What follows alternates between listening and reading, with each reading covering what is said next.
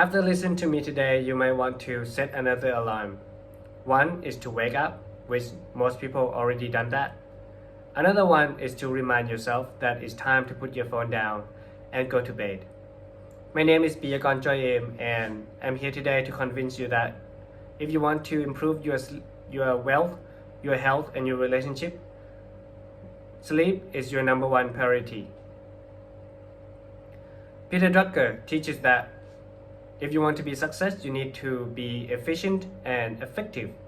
Efficient is doing the things right, and effective is doing the right thing. Being both efficient and effective will increase your productivity, and I love productivity. I myself want to be success. So I love and enjoy reading self-help book and listening to self-improvement podcast. And I noticed one thing that they have in common, these books and podcasts, and that is suggest that you should build a good habits. Many successful people, they're building really good habits using Q, or some call habit stacking, which mean you're doing some habits which leading to another habit without you have to make decision or thinking about it. For example, you might wake up in the morning and then do your bed, and after you do your bed, that remind you to go to bathroom, brushing your teeth, use the toilet, and after that it's trigger you to wet yourself. After you wet yourself, trigger you to do some push-up or some pull-up. This all together become a pattern and form a routine. Improvement Pill, a YouTube channel focusing on self-improvement, teaching that there are 3 key habits. First is exercise.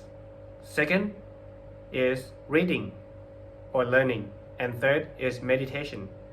These 3 key habits will trigger many more good habits to come without you having to thinking about it much and putting too much effort.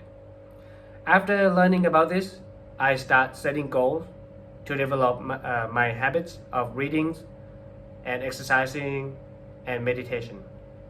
I try to read 10 pages a day, meditate 10 minutes in the morning and before bed, and try to go to the gym regularly and walking 10,000 steps every day. And after 2 days I failed simply because I don't get enough sleep.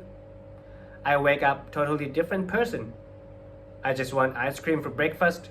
I just want calling my boss and say that I'm sick and don't go to work today. I want to stay on the couch watching Netflix all day. I throw away all of my goal and ambitious because I wake up tired physically, mentally. I don't have any motivation. Then I realized that the only thing I need to improve is my sleep schedule before I can improve anything else. I don't have to go deep about the downside of having a bad sleep because unfortunately most people nowadays they don't get enough sleep. Getting enough sleep doesn't mean you go to bed early and wake up before the sun, because some people literally cannot. They're working night shift, cannot go to bed early. Getting enough sleep simply means getting enough sleep, and recommended hours are 7 to 9 hours a night or a day if you're working night shift. And the quantity of sleep is not the only thing you need to be concerned. The quality also very important. There are many ways for you to improve your quality of sleep. One, you could start with your environment. Make sure that your room is dark and quiet and cold enough, because colder temperature support your sleep quality. Greg Ballantyne suggests that you can apply 3-2-1 rule. 3 hours before bed, you should not eat anything anymore. 2 hours before bed, you should not drink anything. And 1 hour before bed, you should not use your screen, your blue screen, because that could ruin your quality of sleep. In the book Why We Sleep by Matthew Walker suggests that if you can do only one thing to improve your sleep, let it be strict with your sleep schedule. On Monday to Friday, or Saturday and Sunday try to sleep at the same time and wake up at the same time.